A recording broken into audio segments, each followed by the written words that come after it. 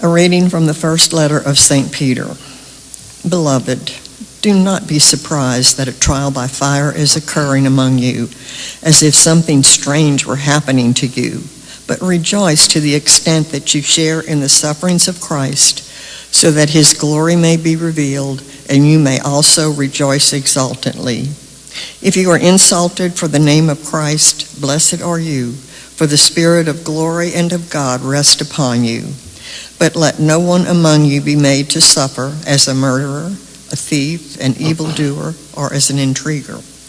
But whoever is made to suffer as a Christian should not be ashamed, but glorify God because of the name. For it is time for the judgment to begin with the household of God.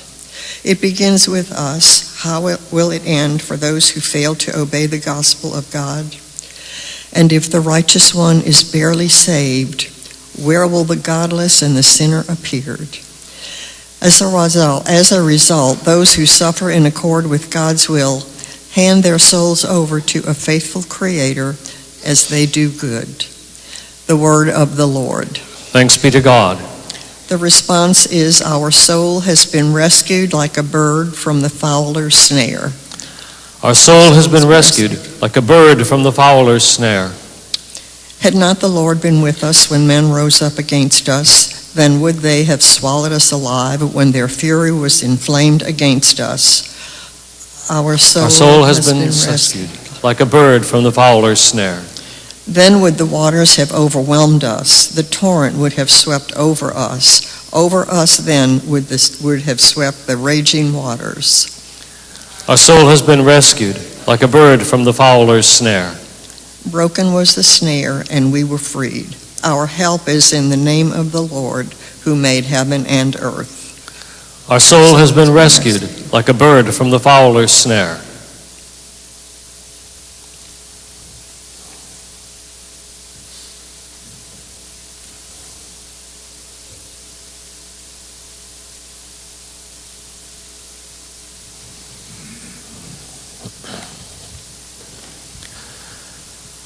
Hallelujah, hallelujah, hallelujah, hallelujah, hallelujah, hallelujah.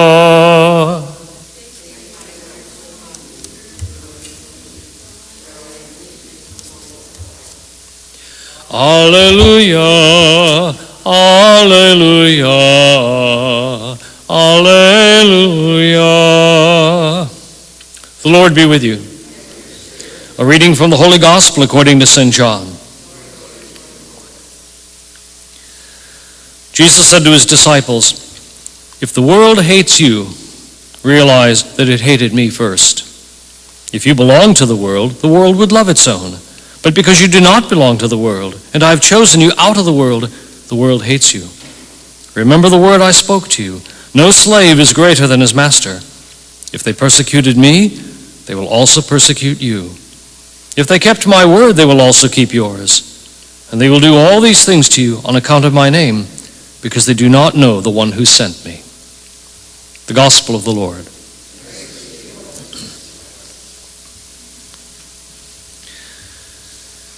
Hippolytus, to my way of thinking at least, along with Cyprian and Tertullian, those three probably the most important theologians of the early church who wrote in Latin. Okay? And our Eucharistic prayer number 2, which I will use today, is based on one of his writings, Hippolytus's writings. So he's an extremely important person. However, he was also beyond rigorous.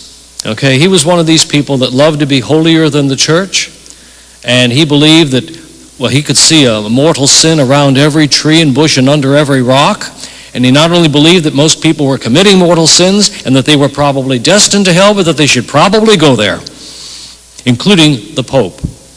Okay, the Bishop of Rome was too soft on heresy and reconciling sinners to suit Hippolytus. And so Hippolytus gets himself elected an anti-pope, first one. And he hangs on as anti-pope through 3 other bishops of Rome.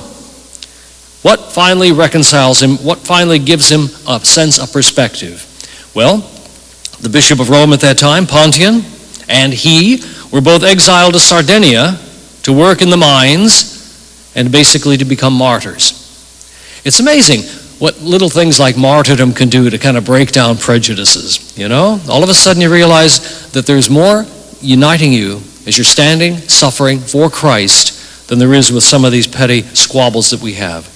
It's why I like the phrase that comes out of the letter to the Ephesians that has to do with ecumenical relations. It says that what we need to remember is that we are reconciled in one body through the cross. And I've said often enough that if Baptists and Catholics and Orthodox and Episcopalians and Lutherans and Methodists and Presbyterians and everybody else would kind of get over themselves and stand at the foot of the cross with the Blessed Mother and the beloved disciple and look up, we might find that just like Pontian and Hippolytus, reconciliation is possible, small things are small things, and let's get on with the important things, which are the uniting of ourselves to Jesus Christ. So as we celebrate these martyrs, we celebrate the fact that people can change, that reconciliation is possible, and that faithfulness to Jesus Christ is our bottom line. Let us stand and pray.